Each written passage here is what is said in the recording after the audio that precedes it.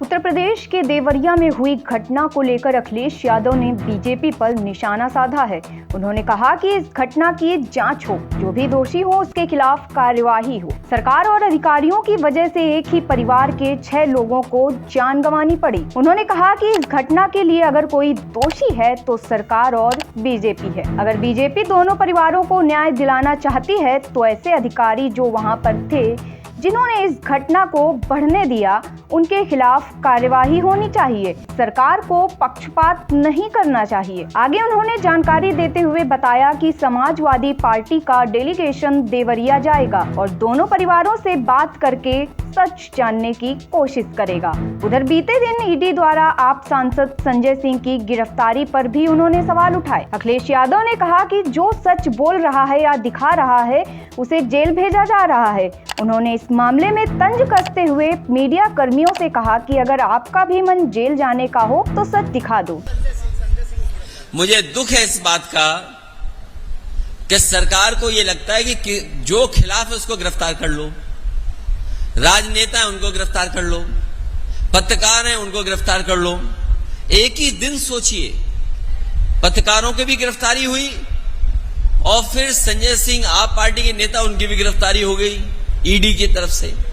BJP ये समझ ले, इनके खिलाफ 100 करोड़ लोग हैं। इस बार जब 2024 का चुनाव होगा तो 100 करोड़ लोग इनके खिलाफ हैं। ये सरकार न्याय नहीं दे सकती। और जब सत्ता में बैठे लोगों की ये नियत ये ना हो कि न्याय मिलना हो, जो घटनाक्रम हुआ है, जो अलग अलग जगह से जानकारी हुई या मुझे कार्यकर्ता नेताओं से जानकारी हुई या जो अलग अलग यूट्यूबर्स या सोशल मीडिया में जो बात लिखी है या आई है, इसीलिए मैंने कहा कि जो जीरो टॉलरेंस की बात कर रहे हैं उन्हें उन तमाम अधिकारियों के खिलाफ कार्रवाई करनी चाहिए जिनकी वजह से ऐसी घटना घटी है। जिला पंचायत सदस्य, पहले उनको मारा गया। और अगर हम डीएम का पहला स्टेटमेंट मान लें, डीएम ने जो स्टेटमेंट दिया वहां का, घटना होने के बाद जो पहला स्टेटमेंट दिया, उन्होंने कहा कि रिटेलिएट हुआ है, कि एक घटना जब हुई और उसको देख करके परिवार के लोग आए और उसके बाद ये दूसरी घटना हुई। अगर इस घटना के लिए कोई जिम्मेदार है, 6 लोगों की जान जाने के लिए कोई जिम्मेदार है, तो वो सरकार है और वहां के अधिकारी हैं। सरकार अधिकारियों के खिलाफ नहीं कार्रवाई कर रही है। भारतीय जनता पार्टी उस घटना से लाभ उठाना चाहती है। हम तो कहेंगे कि समाजवादी पार्टी का डेलीगेशन जाएगा और दोनों परिवारों से मिलकर के जो सच है वो आपके सामने रखा जाएगा। अगर दोषी एक पक्ष है तो दोषी दूसरा पक्ष भी है।